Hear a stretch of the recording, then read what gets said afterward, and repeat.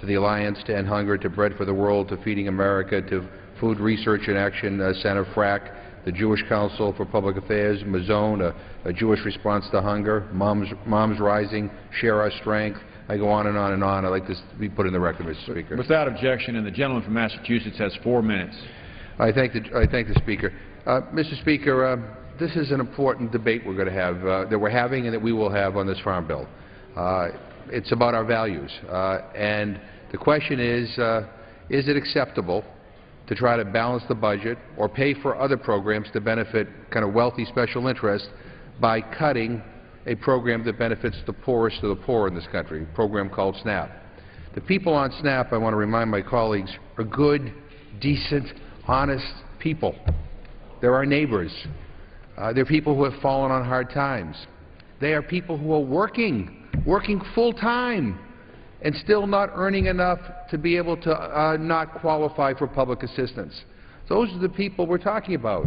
Those are the people that would be adversely impacted with a $20.5 billion cut. I'd also say to my colleagues, who say we can't afford to support our social safety net, can't afford to support anti-hunger programs, I want them to know that hunger costs America a great deal.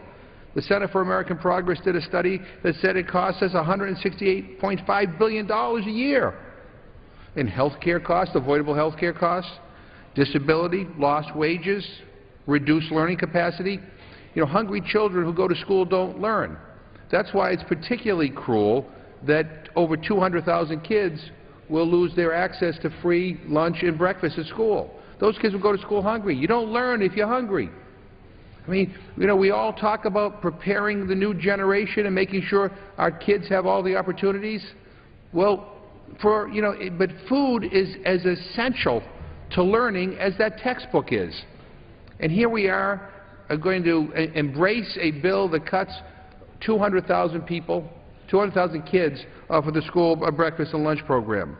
Cutting SNAP will make hunger worse, and it will have long-term consequences. Let me just finally say, we're going to have an amendment coming up shortly after we vote on the rule that I have sponsored along with dozens and dozens of other members here in the House of Representatives to restore the cuts in SNAP. I would urge my colleagues on both sides of the aisle to think long and hard before you vote. We don't have to do this. We don't have to have the price of a farm bill should not be making more people hungry in America. And yet that's the price that is being exacted through this bill. We can do so much better. We're a better country than this. We're a better country than this. Let's not go down this road. This used to be a bipartisan effort. Bob Dole and Bill Emerson championed some of the anti-hunger programs that have kept people fed, that have invested in people who are now very successful. Don't turn your backs on that tradition. And to my Democratic colleagues, I remind you that if we do not stand with people who are hungry, with people who are poor and vulnerable, then what the hell do we stand for? This is about our values. And so, Mr. Speaker, I would urge my colleagues to vote no on this rule, because a lot of amendments that should have been made in order were not. I appreciate the courtesies that my colleague, Mr. Sessions, afforded to us in the Rules Committee. I know he tried very hard to include as many amendments as possible. I appreciate that very much. I appreciate my amendment being made in order. But I think we could have done a little bit better. But I urge my colleagues to vote no on this rule, and please vote yes on the McGovern amendment. And if that should fail, do not send a farm bill forward that will throw 2 million people off the rolls of SNAP and 200,000 kids off of free breakfast and lunch programs. We can do much better than that. With that, I yield back my time. Gentleman yields back. Gentleman from Texas is recognized. Mr. Speaker, thank you very much. My colleague and friend, the gentleman from Massachusetts, is most kind. He's most kind in not only how he presented his ideas today and perhaps even some opposition, and I respect that. I respect him for not only standing up almost every day I see him for not just what he believes in, but caring about people. My party cares about people too. The Republican Party cares very much for people, not only those that have fallen on tough times, but those who are friends and neighbors, those who we don't know, who live in our communities, who are hurting, who are actually having tough times feeding their kids, finding work, paying student loans, getting things done in their community that will better their community. following the guidelines that they've always have about tomorrow will be a better day for America and Americans. These are tough times. But what we've done, and our mission today, is to take a farm bill that passed out of the committee that's very equally divided, 36-10. This committee that looked at not just the policy on foreign policy, but has held hearing after hearing around this country, some 40 hearings over the last few years on the farm bill, to get it prepared and ready for this floor, to prepare it for the Rules Committee, where both Republican and Democrat members of that committee came and thoughtfully presented their ideas, offered support for the bill, once again, that passed 36-10 in committee, and moved new ideas and allowed new ideas to be debated on this floor. Look, not every amendment was made in order. I admit that. Did I want that as a goal to get closer? You bet I did. But we allowed the debate and the opportunity up at the Rules Committee, and then are trying to craft a bill that is in line with what the crafters wanted from foreign policy. They're the people that understand this best. They're the people that know the impact. And so I'm proud of the product. I think we bettered it. I think we made it better up in the committee. I think we made it better here. And the gentleman, Mr. McGovern, is a part of that process. As chairman of the Rules Committee, I have the authority and the responsibility to ensure that the mark that we make, that the presentation that we put on this floor, and most of all, that the legislation that allows full debate and content is important. So, look, what we're going to do is try and worry about a new farm bill that we can move forward. I am supporting this bill. I hope we'll vote yes on the underlying legislation. I yield the balance of my time and move the previous question. The gentleman yields back the balance of his time. The question is on ordering the previous question on the resolution. Those in favor say aye. Aye. Those opposed, no. In the opinion of the chair, the ayes have it. Mr. Speaker, I'd like to ask for yeas and nays. The yeas and nays are requested. Those favoring a vote by the yeas and nays will rise. A sufficient number having arisen, the yeas and nays are ordered. Members will record their votes by electronic device.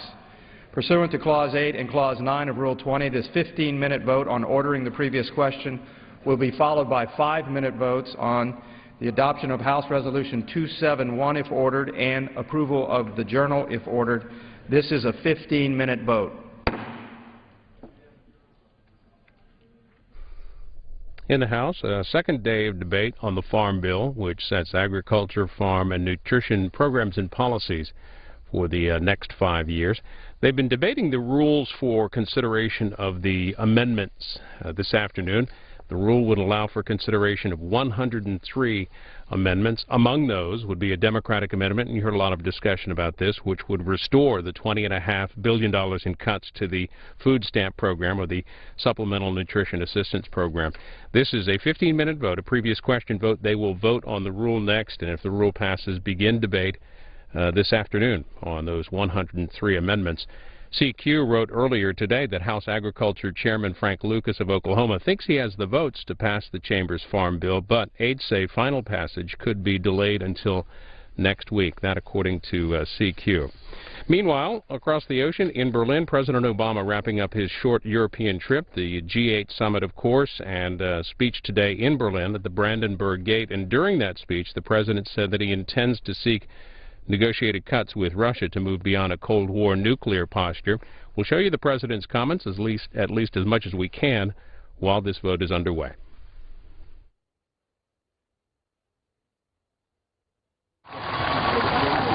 Hello, Berlin.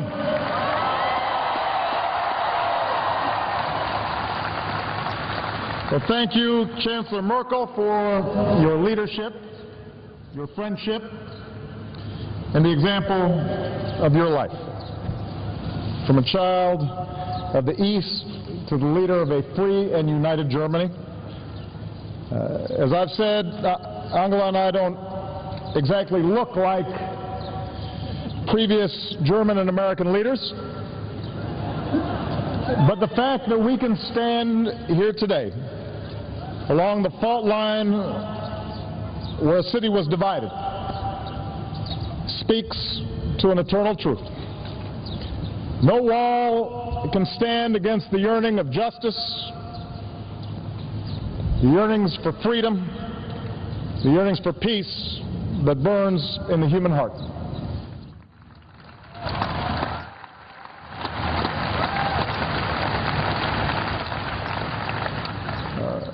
Mayor Vovereet, distinguished guests, and especially the people of Berlin and Germany, thank you for this extraordinarily warm welcome. In fact, it's so warm, and I feel so good that I'm actually going to take off my jacket, and anybody else who wants to, feel free to.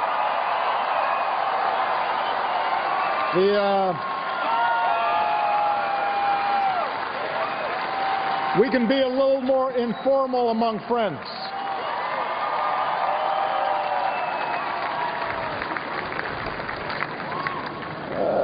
As your Chancellor mentioned, 5 years ago I had the privilege to address this city as senator. Today, I'm proud to return as President of the United States.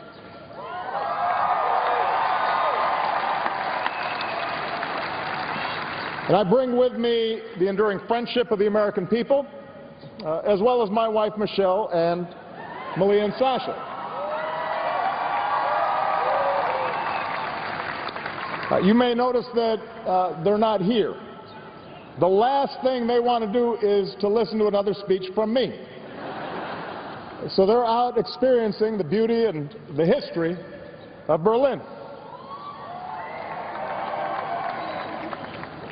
And this history speaks to us today. Here, for thousands of years, the people of this land have journeyed from tribe to principality to nation state, through Reformation and Enlightenment, renowned as a land of poets and thinkers. Among them, Immanuel Kant, who taught us that freedom is the unoriginated birthright of man, and it belongs to him by force of his humanity. Here, for 2 centuries, this gate stood tall as the world around it convulsed, through the rise and fall of empires, through revolutions and republics, art and music and science that reflected the height of human endeavor, but also war and carnage that exposed the depths of man's cruelty to man. It was here that Berliners carved out an island of democracy against the greatest of odds. As has already been mentioned, they were supported by an airlift of hope, and we are so honored to be joined by Colonel Halverson, 92 years old, the original candy bomber. We could not be prouder of him.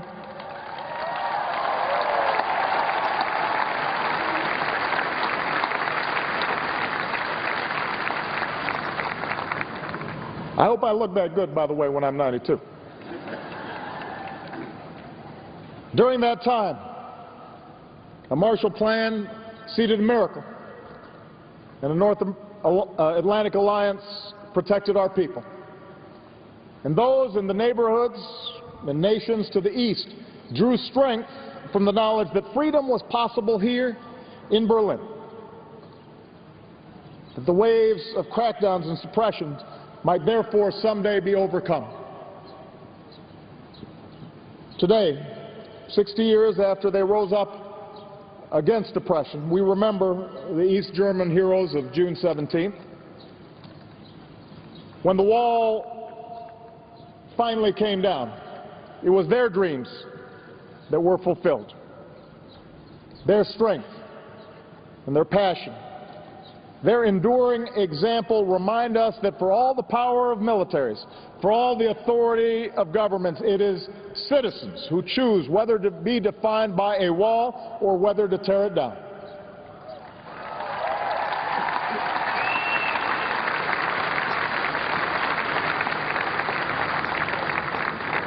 And we're now surrounded by the symbols of a Germany reborn. A rebuilt Reichstag and its glistening glass dome, an American embassy back at its historic home on Pariser Place, And this square itself, once a desolate no man's land, is now open to all. So while I am not the first American president to come to this gate, I am proud to stand on its eastern side to pay tribute to the past.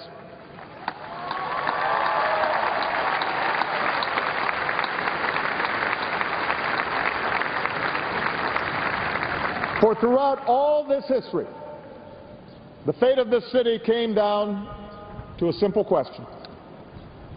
Will we live free or in chains?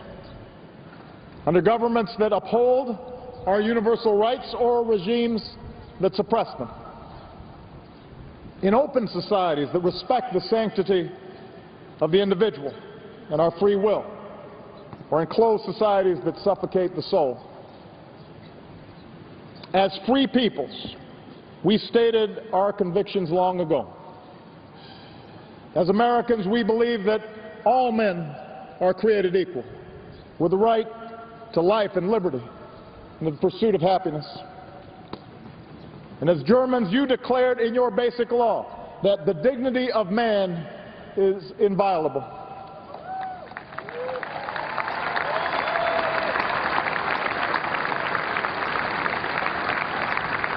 Around the world, nations have pledged themselves to a universal declaration of human rights, which recognizes the inherent dignity and rights of all members of our human family. And this is what was at stake here in Berlin all those years. And because courageous crowds climbed atop that wall, because corrupt dictatorships gave way to new democracies, because millions across this continent now breathe the fresh air of freedom, we can say here in Berlin, here in Europe, our values won. Openness won, tolerance won, and freedom won. Here in Berlin.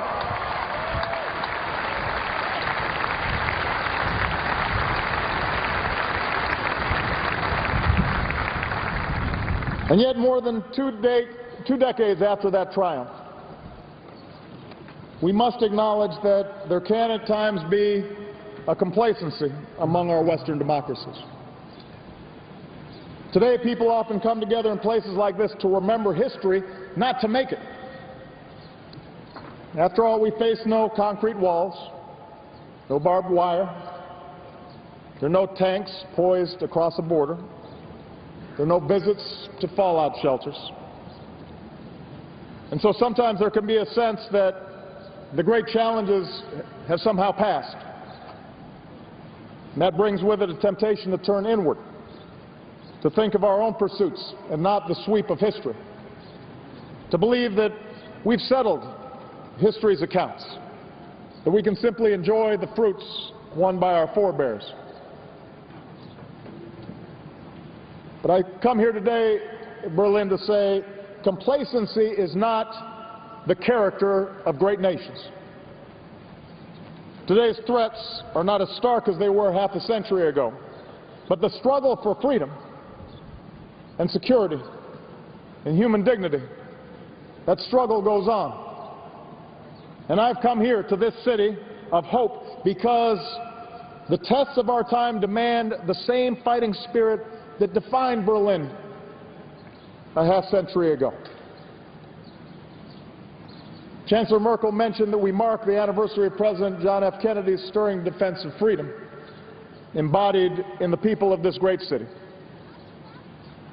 His pledge of solidarity, Ich bin ein Berliner, echoes through the ages.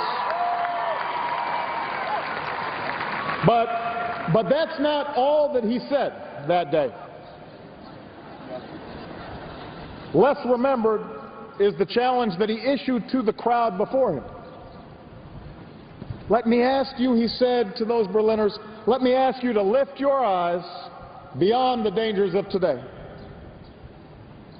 and beyond the freedom of merely this city. Look, he said, to the day of peace with justice, beyond yourselves and ourselves to all mankind. Now, President Kennedy was taken from us less than 6 months after he spoke those words.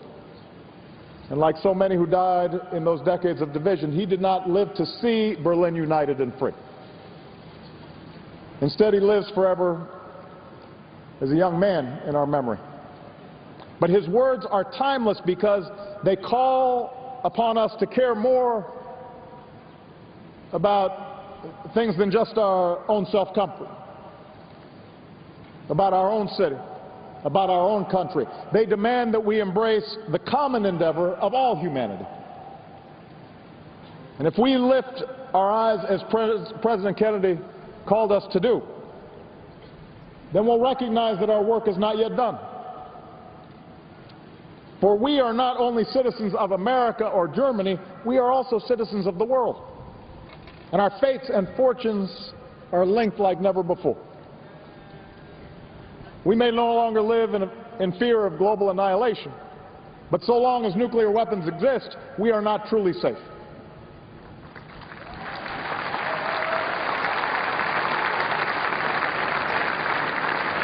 We may strike blows against terrorist networks, but if we ignore the instability and intolerance that fuels extremism, our own freedom will eventually be endangered.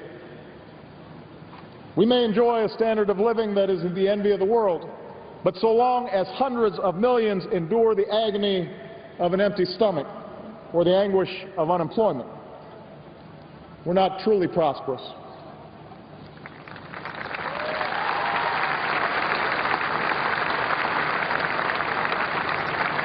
I say all this here, in the heart of Europe, because our shared past shows that none of these challenges can be met unless we see ourselves as part of something bigger than our own experience.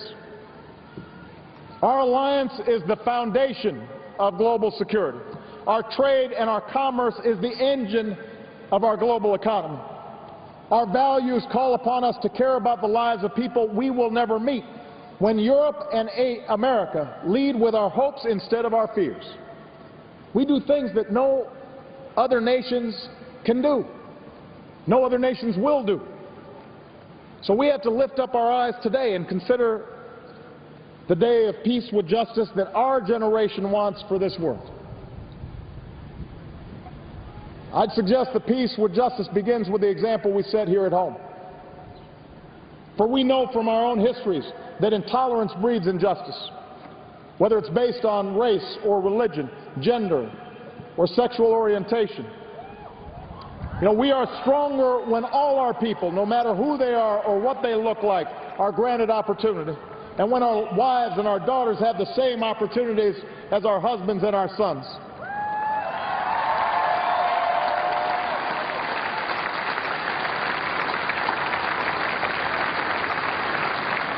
When we respect the faiths practiced in our churches and synagogues, our mosques and our temples, we're more secure. When we welcome the immigrant with his talents or her dreams, we are renewed.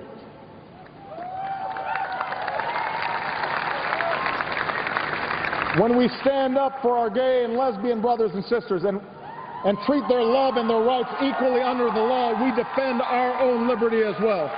We are more free when all people can pursue their own happiness.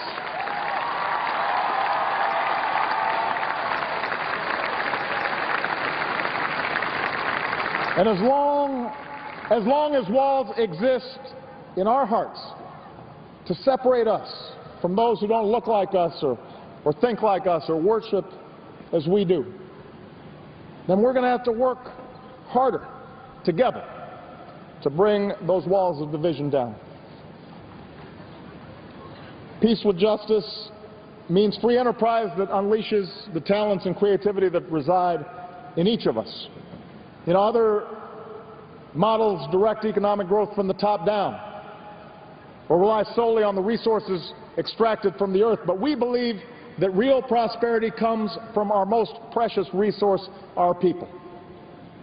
And that's why we choose to invest in education and science and research.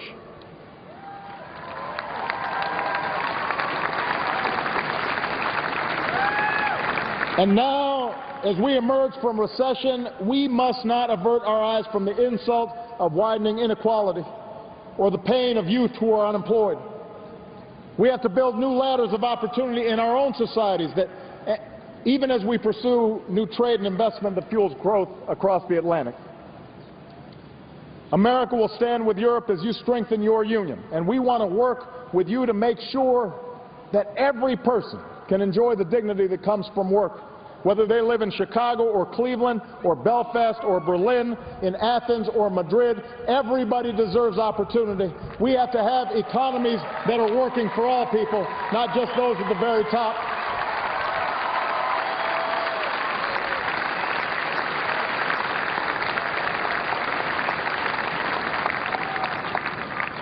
Peace with justice means extending a hand to those who reach for freedom, wherever they live.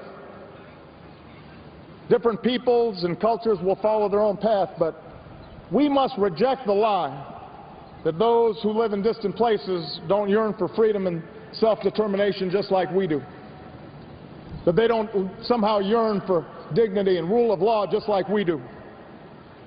We cannot dictate the pace of change in places like the Arab world, but we must reject the excuse that we can do nothing to support it.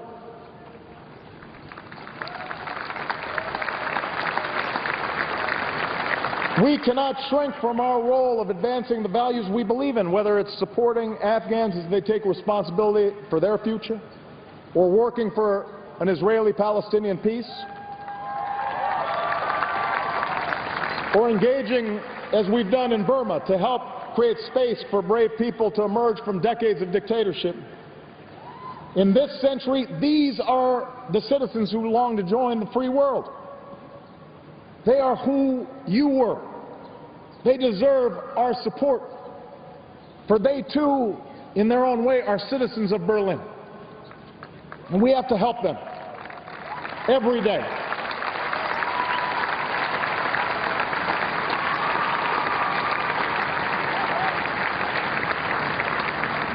Peace with justice means pursuing the security of a world without nuclear weapons, no matter how distant that dream may be. And so, as President, I've strengthened our efforts to stop the spread of nuclear weapons and reduce the number and role of America's nuclear weapons. Because of the New START treaty, we're on track to cut American and Russian deployed nuclear warheads to their lowest levels since the 1950s.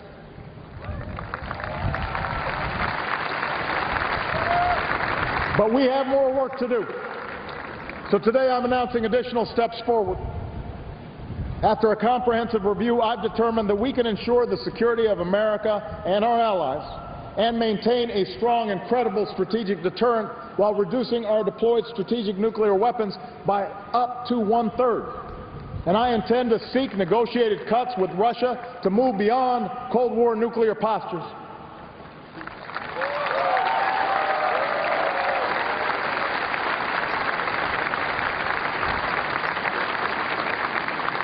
At the same time, we'll work with our NATO allies to seek bold reductions in U.S.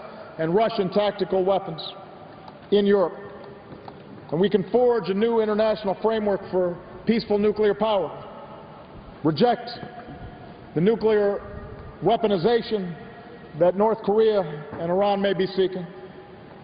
America will host a summit in 2016 to continue our efforts to secure nuclear materials around the world, and we will work to build support in the United States to ratify the Comprehensive Nuclear Test Ban Treaty and call on all nations to begin negotiations on a treaty that ends the production of fissile materials for nuclear weapons.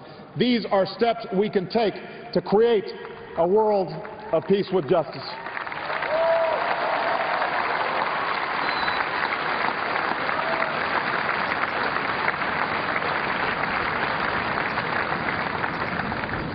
Peace with justice means refusing to condemn our children to a harsher, less hospitable planet. The effort to slow climate change requires bold action, and on this Germany and Europe have led. In the United States, we have recently doubled our renewable energy from clean sources like wind and solar power. We're doubling fuel efficiency on our cars. Our dangerous carbon emissions have come down, but we know we have to do more. And we will do more.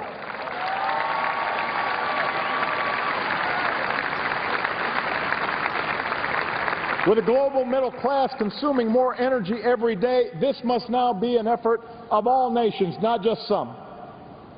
For the grim alternative affects all nations. More severe storms, more famine and floods, new waves of refugees, coastlines that vanish, oceans that rise. This is the future we must avert. This is the global threat of our time. And for the sake of future generations, our generation must move toward a global compact to confront a changing climate before it is too late. That is our job. That is our task. We have to get to work.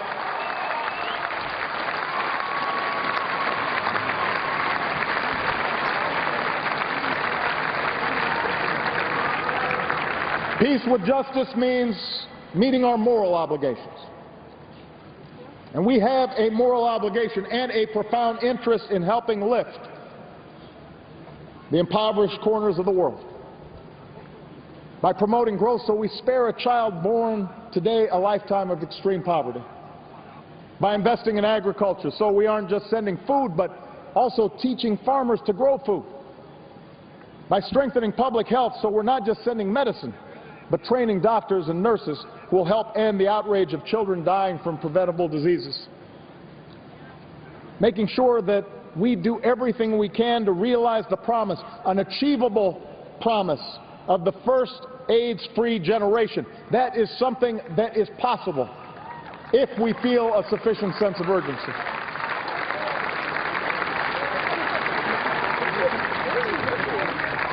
Our efforts have to be about more than just charity. They're about new models of empowering people to build institutions, to abandon the rot of corruption, to create ties of trade, not just aid, both with the West and among the nations that are seeking to rise and increase their capacity. Because when they succeed, we will be more successful as well. Our fates are linked. And we cannot ignore those who are yearning not only for freedom, but also prosperity. And finally, let's remember that peace with justice depends on our ability to sustain both the security of our societies and the openness that defines them. Now, threats to freedom don't merely come from the outside. They can emerge from within, from our own fears, from the disengagement of our citizens. For over a decade, America's been at war. Yet much has now changed over the 5 years since I last spoke here in Berlin. The Iraq War is now over. The Afghan War is coming to an end. Osama bin Laden is no more. Our efforts against Al-Qaeda are evolving. And given these changes... The previous question is ordered. The question is on the adoption of the resolution. Those in favor say aye. Those opposed say no. In the opinion of the chair, the ayes have it. Speaker, Mr. Speaker. Gentleman from Massachusetts recognized. I ask for a recorded vote, please. A recorded vote is requested. Those favoring a recorded vote will rise. A sufficient number having arisen, a recorded vote is ordered. Members will record their votes by electronic device.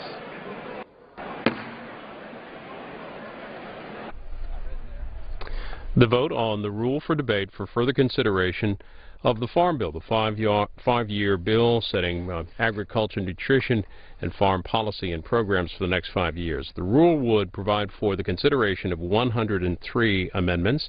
So if the rule passes here, they'll move on next to consideration of those amendments. Live coverage, of course, here on C-SPAN. Meanwhile, the Senate is in today continuing debate on their immigration bill.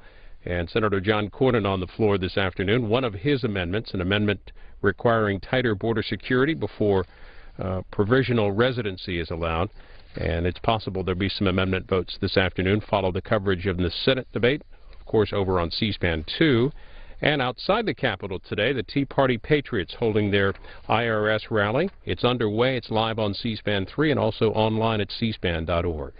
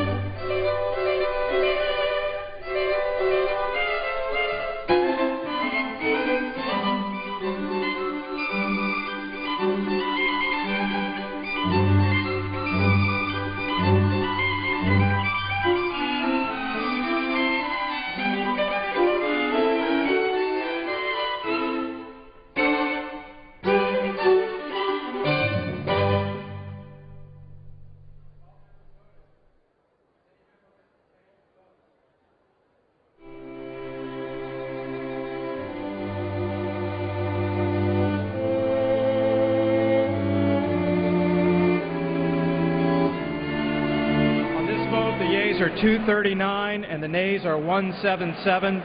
The resolution is adopted. Without objection, a motion to reconsider is laid on the table. Pursuant to Clause 8 of Rule 20, the unfinished business is the question on agreeing to the Speaker's approval of the Journal, which the Chair will put de novo. The question is on agreeing to the Speaker's approval of the Journal. Those in favor say aye. Those opposed, no. In the opinion of the Chair, the aye have it. Mr. Speaker. Georgia. Mr. Speaker, I request a recorded vote. A recorded vote is requested. Those favoring a recorded vote will rise. A sufficient number having risen, a recorded vote is ordered. Members will record their votes by electronic device.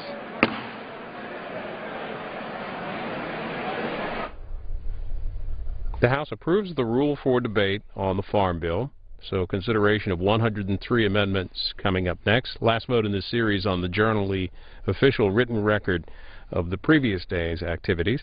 Also in Washington today, the Federal Reserve Open Market Committee wrapping up their deliberations with a news conference by Federal Reserve Chairman Ben Bernanke. That's live, by the way, over on cspan.org. Out of that, the Associated Press reports that the Federal Reserve offered a hint today that it's moving closer to slowing its bond buying program, which is intended to keep long-term interest rates at record lows.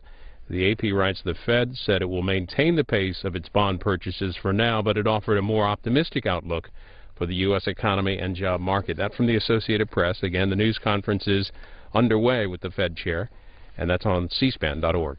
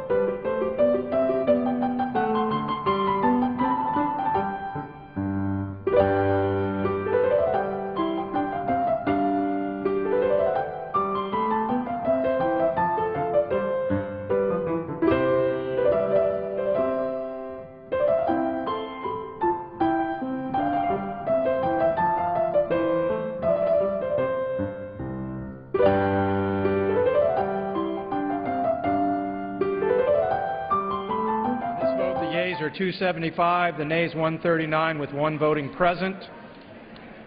The journal stands approved. For what purpose does the gentleman from Oklahoma rise?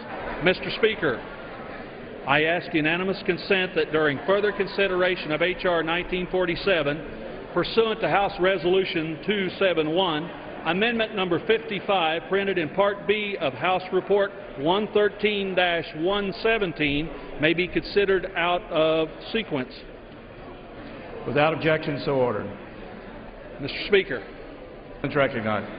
I ask that by unanimous consent that all members be allowed 5 legislative days to add additional material. Objection. General leave is granted.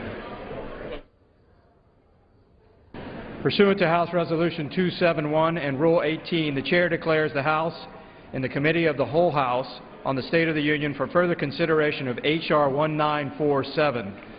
Will the gentleman from Florida, Mr. Webster, kindly take the chair?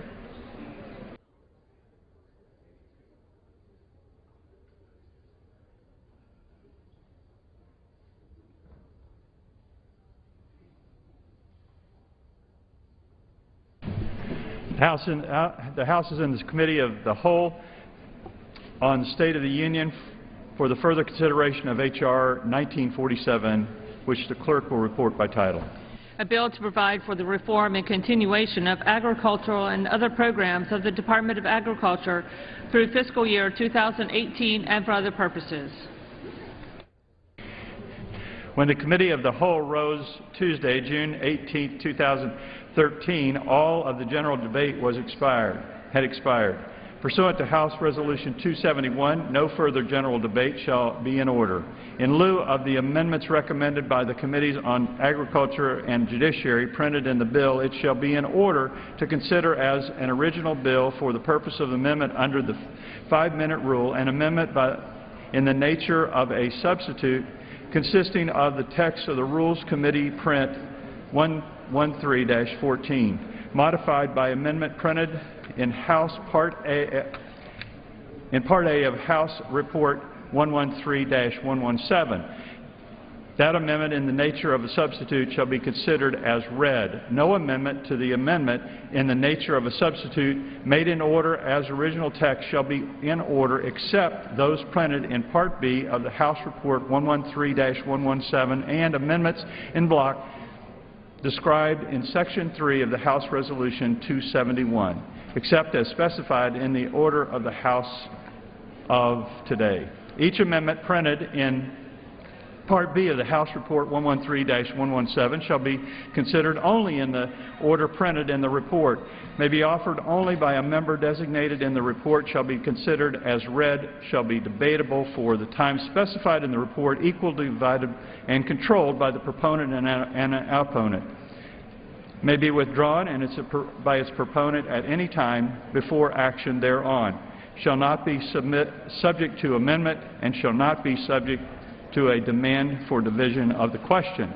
It shall be in order at any time for the Chair of the Committee of Agriculture or his designee to offer amendments in block consisting of amendments printed in Part B of House Report 113-117, not earlier disposed of. Amendments in block shall be considered as read, shall be debatable for 20 minutes, equally divided and controlled by the chair of the ranking minority member of the Committee on Agriculture or their designees, shall not be subject to amendment, shall not be subject to the demand for a division of the question. The original proponent of an amendment included in such amendments in block may insert a statement in the congressional record immediately before the disposition of the amendment in block. It is now in order to consider the amendment number 1 printed in Part B of House Report 113-117. Mr. Speaker. What purpose does the gentleman from Massachusetts seek recognition? Mr. Chairman, I have an amendment at the desk. The clerk will designate the amendment. Part B, Amendment number 1, printed in House Report number 113-117, offered by Mr. McGovern of Massachusetts. Pursuant to Resolution 271, the gentleman from Massachusetts, Mr. McGovern, and a member of the opposed to each will control 10 minutes. The chair recognizes the gentleman from Massachusetts. Mr. Chairman, What purpose? Mr. Chairman, I rise in opposition to the amendment by the gentleman from Massachusetts. The gentleman will be recognized. Gentleman from Massachusetts is recognized. Mr. Chairman, I want to ask unanimous consent that at the end of my at the end of the debate, that the list of co-sponsors to the McGovern Amendment number 1 be printed. That will be covered by General Lee. Okay. And Mr. Speaker, I'd like to, Mr. Chairman, I want to yield to the gentleman from Minnesota, Mr. Nolan, for a unanimous consent request. The gentleman is recognized. Mr. Chairman, I rise in support of the McGovern Amendment and ask unanimous consent to revise and extend my remarks. Without objection. Mr. Chairman, I also want to yield to the other gentleman from Minnesota, Mr. Ellison, for a unanimous consent request. Mr. Chairman, I support the McGovern Amendment and rise to revise and extend my remarks in support of the amendment and offer my statement to the record. Mr. Chairman, I yield myself 3 minutes. The gentleman is recognized. Thank you, Mr. Chair. This is a debate about values and priorities. This amendment would restore the $20.5 billion in cuts to the Supplemental Nutrition Assistance Program, or SNAP, formerly known as food stamps. It would restore those cuts by eliminating or reducing some of the wasteful, excessive subsidies to highly profitable big agribusiness. Not only that, the amendment would actually reduce the deficit by $12 billion beyond the base bill. At a time when millions of Americans are struggling with unemployment, with poverty and with hunger, the Farm Bill before us today would cause 2 million of our neighbors to lose their SNAP benefits. It would kick 210,000 kids off of the free school breakfast and lunch program. That's a rotten thing to do. Mr. Lucas and others will argue that these SNAP cuts will only force poor people to fill out a few more forms, to jump through a few more hoops, to get the assistance that they need to qualify for. Let's think about that for a minute. Aren't we a country that reaches out to those in need? When Americans see their neighbors having a hard time, don't we show up to help without being asked? Our churches and our food banks are doing extraordinary work, but they are already stretched to the limit. Values and priorities. Critics of the SNAP program talk about waste, fraud, and abuse. But SNAP is one of the most efficiently run government programs we have. And some of the errors in SNAP are a result of people getting less help than they qualify for. The base bill would cut $2 billion per year from a program that helps struggling families put food on the table. $2 billion. I would remind my colleagues that we spend more than $2 billion every single week propping up a corrupt Karzai government in Afghanistan. Some people who have no problem with nation building in Afghanistan turn their backs on nation building here at home. Values and priorities. 50 million Americans struggle with hunger. 17 million of those are our children. Hunger costs our nation dearly, over $100 billion a year in avoidable health care costs, lost productivity, and hungry kids who can't learn in school. SNAP is one tool to address hunger in America. Like every other human endeavor, it is not perfect. It can be improved, but it would be short-sighted and cruel to make hunger worse in America, which is exactly what this bill would do. If we want to reduce spending on SNAP, the best way to do that is to strengthen our economy, to invest in putting people back to work. Values and priorities, Mr. Chair. Let us stay true to our values of compassion and decency and justice. Let us give priority to those among us who are struggling in these hard times, to the least of these. I urge my colleagues to support this amendment, and I reserve the balance of my time. Mr. Chairman. It's recognized. Mr. Chairman, I recognize the subcommittee chairman of primary jurisdiction from Iowa, Mr. King, for 2 minutes. The gentleman is recognized for 2 minutes. Thank you, Mr. Chairman. I thank Chairman of the Ag Committee for yielding, and I want to also thank him for his leadership on this bill. This is a carefully balanced bill that we have, and I don't challenge the convictions of the gentleman from Massachusetts. We've had enough exchanges on this topic matter to know that we have a difference of opinion without a difference in disagreeable personalities by any means. However, when I came to this Congress a little more than a decade ago, I was looking already at this growth in then food stamps. And the number that I memorized at the time is that there were 19 million people on food stamps. That was a lot of people. Our population hasn't grown so much that it ought to grow to 48 million people. But when we see the expansion of the dependency class in America, and you add this to the 79 other means-tested welfare programs that we have in the United States, and each time you add another brick to that wall, it's a barrier to people that might go out and succeed. And we're of the same heart here. We don't want people who need them and people who deserve them to go without SNAP benefits. On the other hand, we don't want to hand these out to people that are gaming the system, so to speak. So we tightened the qualifications down on SNAP, and we've done so for a number of reasons. And one of them is the reports of a neon sign up on a tattoo parlor, "We take EBT cards."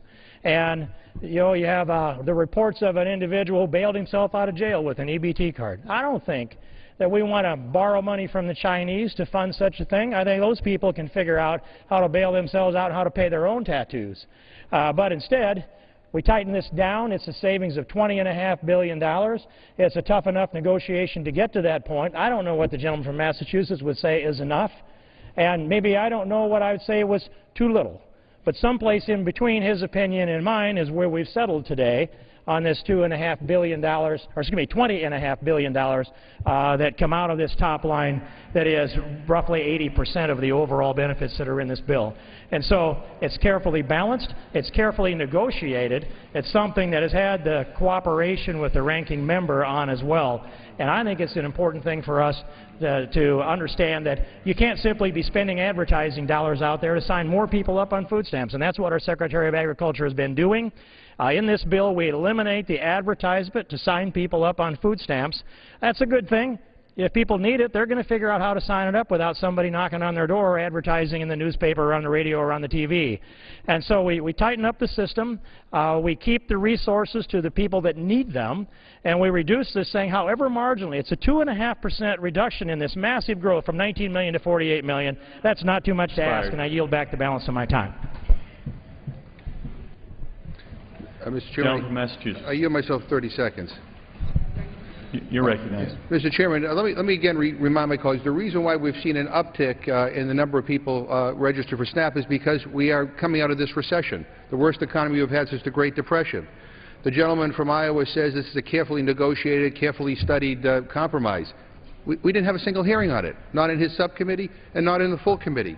And the people we're talking about here are people who are good, honorable, decent Americans who are going to lose their benefit. CBO, the Congressional Budget Office, says 2 million people will lose their benefits. These aren't targeted at people who somehow abuse the system. These are just 2 million people lose their benefits, 200,000 kids off the free breakfast and lunch. That's wrong.